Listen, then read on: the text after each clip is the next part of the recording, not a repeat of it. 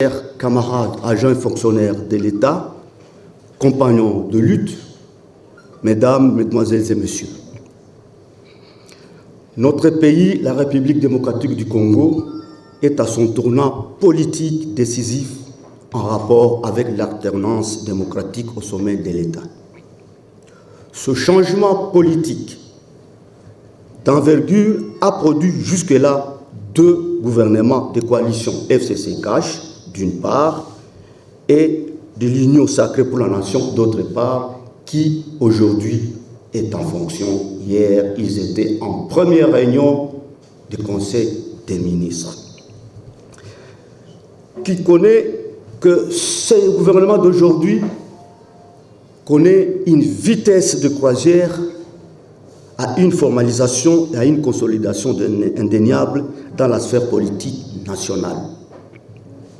Cependant, la célébration de la Journée internationale du travail de chaque année dans le monde entier constitue logiquement un instant de remise en question, mieux une interpellation du pouvoir politique autour de la nécessité de répondre aux aspirations sociales de la population en général et des masses laborieuses et agents de carrière de service de l'État, en particulier producteurs des richesses nationales.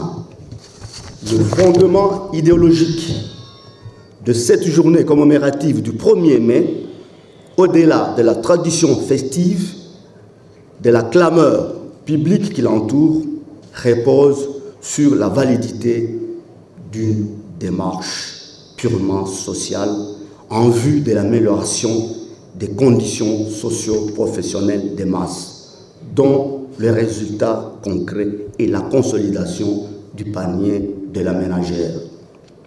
Il importe de noter que la commémoration de cette journée incarne une leçon modèle et une note d'espoir infusée aux générations futures par les travailleurs pionniers qui ont lutté jusqu'au prix des sacrifices suprêmes pour de meilleures conditions de vie et de travail. Ce rappel du pivot doctrinal de cette solennité strictement ouvrière vaut son pesant d'or, surtout dans le contexte de notre pays, la République démocratique du Congo, dont les politiques publiques et sociales accusent d'importantes déficiences par rapport à la matérialisation de l'agenda du travail décent pour une vie décente.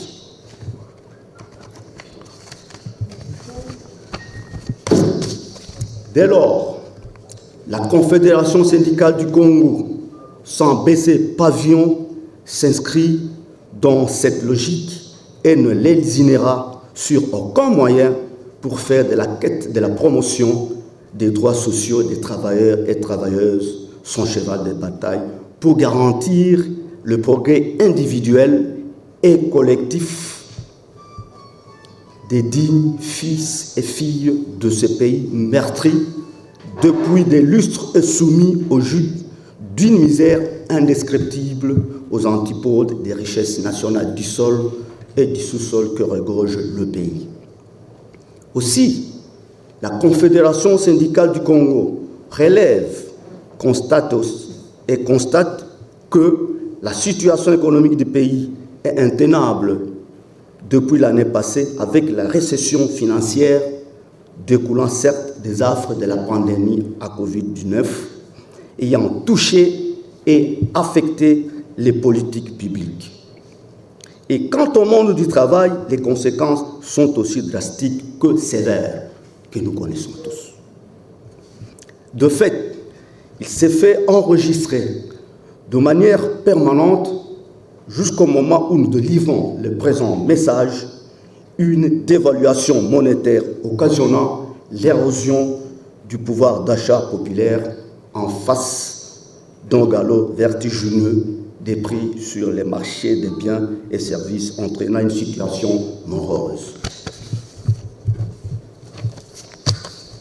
À tout prendre, le monitoring syndical fait sur la situation sociale démontre à suffisance un ratio faible de solubilité des problèmes sociaux de base, l'eau, l'électricité, les soins de santé, la scolarité des enfants, menacés par un tripatouillage désespéré de la gratuité de l'enseignement par les ennemis du développement du pays. Toutefois, la Confédération syndicale du Congo se réjouit de l'entrée en fonction du gouvernement de l'Union sacrée de la nation qui devra faire face aux défis transversaux cinglants et lui demande d'être plus regardant à l'insécurité à l'est du pays, aux revendications sociales de tout genre et surtout d'être cohérent. Proportionnellement à l'échiquier national, la Confédération syndicale du Congo salue la configuration politique actuelle du ministère de la fonction publique en vice primature et renforce sa conviction que les prévières issues des commissions paritaires en 2015, 2018 et 2020 et a abouti au protocole d'accord gouvernement-INAP seront traités dans la plénitude pour les grands biens des agents et fonctionnaires des services publics de l'État. Il en est de même du ministère de l'Emploi, Travail et Prévoyance sociale, qui a tout et qui ne sera point question d'inventer la roue.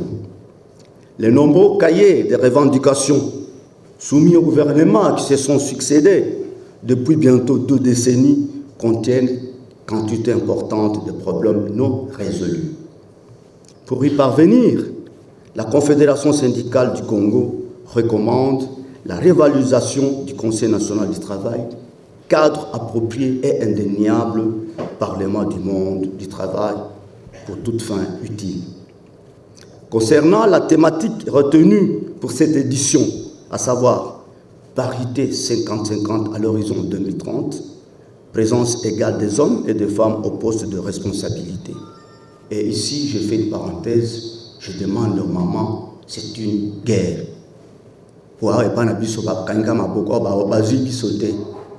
Non, il faut lutter pour parvenir à être quelque part. La Confédération syndicale du Congo encourage sa matérialisation par une prise de conscience nette des acteurs du monde du travail, mais aussi par la femme qui doit être l'actrice incontournable de son émancipation.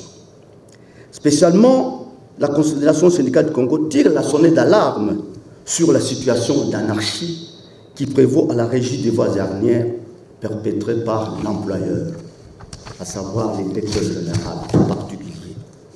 Ce dernier s'est permis de violer les droits syndicaux, en cela les bureaux des délégations syndicales, et je vous informe, toutes les délégations syndicales fermées. La CC proteste énergiquement contre cette façon d'agir et demande aux autorités compétentes de s'investir sur cette situation qui perturbe gravement la paix sociale dans cette entreprise. Enfin, la Confédération syndicale du Congo met un point d'honneur pour demander au gouvernement actuel du concret en faveur des masses laborieuses et agents de carrière des services publics de l'État et non des discours représentant un enfer pavé des bonnes intentions comme dans le passé. Je vous remercie.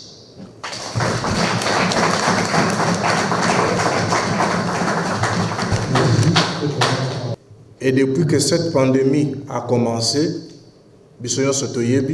aujourd'hui, le monde du travail aussi est secoué et nous travaillons maintenant dans un format oyoyo que même le législateur n'avait pas prévu. Aujourd'hui, tout se passe beaucoup plus en virtuel. Donc, les gens travaillent beaucoup plus en virtuel. Je ne sais pas, l'administration publique, certainement, ce n'est pas la méthode de travail. Mais dans d'autres entreprises, ici sur place, il y a des entreprises où les agents, les travailleurs ne viennent plus prester. Tout se fait maintenant en ligne. Les gens sont à la maison. Dans les grandes entreprises ici multinationales, certains agents, certains travailleurs sont à la maison, mais travaillent en ligne. Donc, ce sont de nouvelles méthodes de travail que la loi n'avait pas prévu, mais la situation sanitaire est imposée aujourd'hui biso ba travailleurs, et c'est par cette méthode-là que biso nous travailler. Bien que la pandémie est là, c'est vrai que nous tous, nous luttons, parce que tout là, tu as masque, tu dois respecter les mesures barrières, mais jusque-là, nous parlons de mesures barrières, nous parlons de combattre la maladie, mais nous devons savoir aussi que cette maladie a eu un impact dans le monde du travail. Et comme ça a eu un impact dans le monde du travail, il ne suffit pas seulement de lutter contre la pandémie, mais il faudra maintenant commencer à réfléchir sur la relance économique, parce que ça a touché l'économie du pays. On ne peut pas seulement lutter contre la pandémie, mais au-delà de la lutte, il faut réfléchir aussi sur la relance de l'économie, parce que c'est presque toutes les activités économiques du pays qui ont été touchées. Comment relancer? Donc, il faut maintenant réfléchir aussi à cela. Donc, Bissot en tant que syndicat, donc, na revendication c'est un syndicat où il y a une revendication. Nous devons être à même, nous tous ensemble, parce que c'est un syndicat où il faut non seulement qu'il y ait des revendications, qui amènent des revendications, mais qui amènent aussi des alternatives. Pour pallier la pandémie, il y a des entreprises qui ont fermé, il y a des entreprises où il y a eu suppression d'emplois, il y a des entreprises où les travailleurs ont départ volontaire. Donc tout ça, ça doit nous interpeller. Comment faut-il maintenant, nous, à l'avenir, agir? Faut-il continuer simplement à revendiquer? Oui, c'est vrai, le panier de la ménagère, ce qui est totalement flambé de prix aujourd'hui dans le marché, c'est catastrophique. Aujourd'hui, personne ne peut s'en sortir par rapport à prix dans le marché. Bilo, certainement, Mingi est triplé, mais c'est quadruplé. Donc, on ne sait plus aujourd'hui comment, depuis qu'elle a déjà, on survit, mais survit en comme il sur Yamakaz. Donc, on doit non seulement penser à lutter, mais aussi, il y a tous se mettre ensemble. Bisso, la famille, CSC, réfléchir pour voir aussi comment faire face, comment relancer les activités, comment relancer l'économie. Qu'est-ce qu'il faut proposer aussi au gouvernement? Tout ça, c'est un syndicat total gouvernement qui va réussir. Et ça, le gouvernement n'a pas sur RDC. Donc, c'est à nous aussi de proposer au gouvernement aussi qu'est-ce qu'il faut, selon Bisso vision, pour que tu arrives quand même, tant soit peu, il y a qu'on réduit. Moi, souffrance oyo biso nyon surtout les travailleurs tous en traversé. En dehors de cela, je voudrais aussi donner une autre formation. Tu sais que chaque année, au mois de juin, il y a la conférence internationale du travail où les employeurs, les travailleurs et le gouvernement vont se réunir autour de cette grande messe-là. Ils allaient à Genève où la situation des travailleurs. Mais cette fois-ci, aussi, à cause de la pandémie, ils ont un format, ça sera en virtuel aussi. Donc, une conférence qui réunit plus de 150 pays. Dans la délégation, il y a plus de 50 personnes par pays. Mais cette fois-ci, ça va se dérouler en mode virtuel. Donc, et puis, ils ont scindé en deux parties. La première partie de la conférence commence du 3 juin au 19 juin. Il y a conférence. Donc, deuxième partie, c'est après le 19 juin. Donc, il y a un format où vous allez discuter, employeur côté, travailleur côté, gouvernement. Donc, vous voyez un peu les conditions dans lesquelles la conférence va se passer. Plus de 500 personnes on va discuter à Genève, mais voilà maintenant que ça va se passer en mode virtuel, donc ça sera aussi compliqué. Comment vont se passer les propositions, la préparation, les propositions des travailleurs, tout cela, ça compte aussi. Tout cela, ça compte parce qu'il y a cette pandémie. Et je sais qu'au niveau de l'OIT, on va beaucoup plus plancher sur l'impact de la pandémie dans le monde du travail. Peut-être biso tozo bimaka congolais lelo tozo tambola tozo baka malade yango ezawapi. Ba la sabi so place batango bazo kufa to monate. Malade yango ezawapi, mais la maladie est là. On doit être responsable. Dans un syndicat, mais la maladie est là. Même à ce que biso na ba famille na biso te sentir angote ma maladie est là. Les gens na ba tumso bazo kufa to yebita kufi ni mtolobeka ka kufi, mais les gens ne savent pas si c'est peut-être que ils ont Covid inde bon. Bien que pas un abisso toujours sentir yangote, mais la maladie est là et tout le monde a des conséquences na yango. Confinement il y a année passée, tout le monde a des conséquences na yango. On a confiné seulement une seule commune Moroka qui a confiné, mais ça perturbait toutes les provinces parce que biso même la province tout le monde était bloqué. Kaka commune Moroka Gombe, mais ça avait bloqué presque toutes les activités au niveau national. Donc, t'as l'impact. Est-ce que l'entreprise est reprenant depuis le confinement? Ça doit tous nous interpeller. On doit réfléchir, on doit se mettre ensemble. Donc, grand délégué, les délégués, vous devrez vous réunir aussi, réfléchir. Amenez-nous des propositions. Non seulement des revendications. Les revendications, nous les connaissons. Amenez-nous aussi des propositions. Parce que dans vos entreprises, employeurs, ceux qui sont bloqués dans la situation, parce que les entreprises, il faut importer Babiloko, et où Talibanda, et Yahawa. Ce n'est pas facile. On a tenu des réunions avec la FEC va donner plus d'explications. Biloko maté parce que Biloko il faut extérieur. Na ba pandémie les temps bateaux en a cause. Ti eyaka makambunyo surtout wana ba camion bango ba luaka ba remorque. Ti eya est libéré avec couvre-feu le temps. Oyo ba camion yo sala parce que avec rouler ni n'était à côté à 5 heures le temps va de décharger camion on est en location ce qui est débordé parce que à côté qui n'a retard le temps va nous surtout na bango bazo futa yango donc ba conséquence na yango ba biloko na bango ezo mata. On doit réfléchir sur tout ça. Qu'est-ce qu'il faut proposer aussi au gouvernement?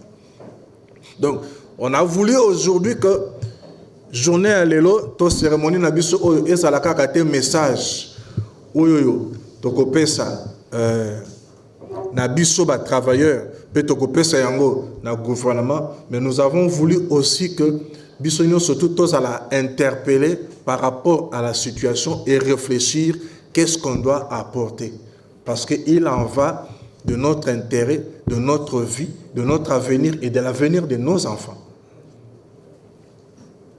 On doit aussi réfléchir. Bokozonga na ba entreprise, bokozonga, les délégués syndicaux, réunissez-vous. Délégués, c'est comme pour réunir même un comité de base, pour le kaboyo ka ba proposition à ba travailleurs. Non seulement les revendications, mais qu'est-ce qu'il faut?